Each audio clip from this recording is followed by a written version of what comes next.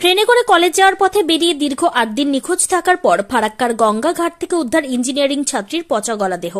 আত্মহত্যা নাকি খুন উঠছে প্রশ্ন, কান্নায় ভেঙে পড়েছে পরিবার। দীর্ঘ ৮ দিন নিখোঁজ থাকার পর গঙ্গার ঘাট থেকে উদ্ধার ইঞ্জিনিয়ারিং ছাত্রীর পচা গলা মৃতদেহ। ফোনে অচেনা নম্বর থেকে ২ লক্ষ টাকা মুক্তিপণের মেসেজ আসার একদিনের মধ্যে উদ্ধার দেহ। মৃত্যুর কারণ নিয়ে দানা বাঁধছে রহস্য। আত্মহত্যা নাকি খুন, ধন্ধে পরিবার, পূর্ণাঙ্গ তদন্তের দাবি। কান্নায় ভেঙে পড়েছে আত্মীয় স্বজনেরা। মালদা হরিশ্চন্দ্রপুর থানার বারোদুয়ারি এলাকার বাসিন্দা দীপ্তি ভগত, বয়স ২০।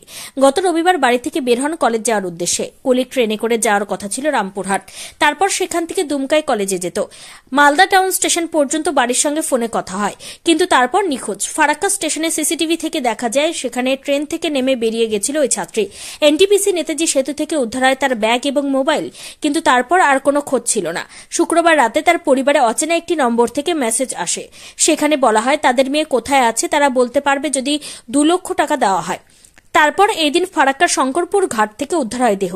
কি এমন হয়েছিল যে ফারাক্কায় তাকে নামতে হয়েছিল? সম্পর্কে টানাপোড়েন নাকি অন্য কোনো কারণ? মেয়ের দেহ উদ্ধার হয়েছে শঙ্করপুর ঘাট থেকে, কি বলবেন? এটা এখন শুনলাম, আমরা জানতে পারলাম যে মেয়ে উদ্ধার হয়েছে, কিন্তু মেয়ে তো ব্রিলিয়ান্ট ছিল এবং এরকম ঘটনা হবে এটা আমরা ভাবতে পারিনি। ও টিকিট করে যেখানে রামপুরঘাট নামার কথা, মায়ের সঙ্গে 8:30টায় বলেছে যে মালদায় টিফিন করব, রামপুরঘাটে গিয়ে আবার ভাত খাবো। এখন কিভাবে এই ঘটনা ঘটলো এইটা তদন্ত করা হোক।